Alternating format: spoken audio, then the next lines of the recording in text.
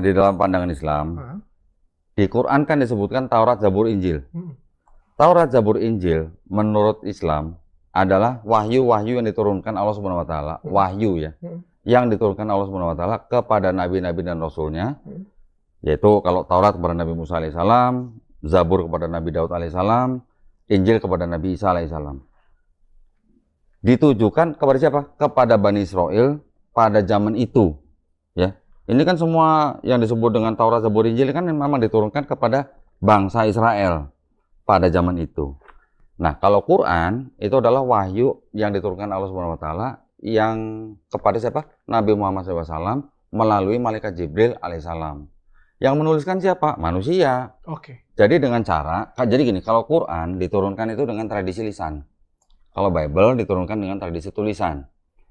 Nabi setelah menerima wahyu melalui malaikat Jibril alaihissalam dengan beberapa cara, beliau mendiktekan kepada para sahabatnya. Sahabatnya yang menulis. Setelah ditulis, dicek, bacanya benar nggak gitu dengan apa yang diterima gitu. Dicek dan di-recheck gitu. Jadi kalau bacanya benar sesuai dengan apa yang diterima, baru itu ditulis, disimpan.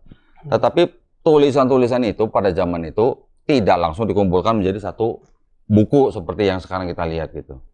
Itu dulu memang disimpan oleh beberapa sahabat yang memang tidak satu rumah ya, terpencar-pencar.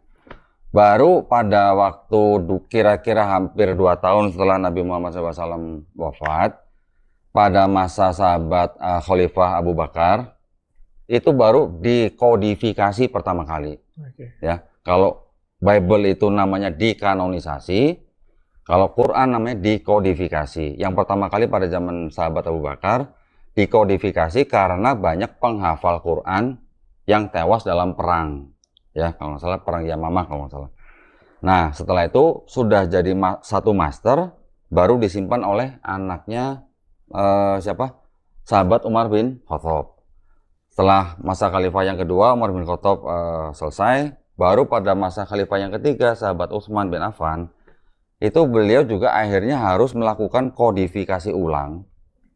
Dikarenakan ada banyak Muslim di tempat perang yang di Azerbaijan itu melafazkan Quran dengan dialek yang berbeda-beda. Nah, itu semua dikumpulkan yang berbeda-beda, dibuatlah satu master lagi berdasarkan pakai master yang disimpan oleh anaknya Umar bin Khattab gitu.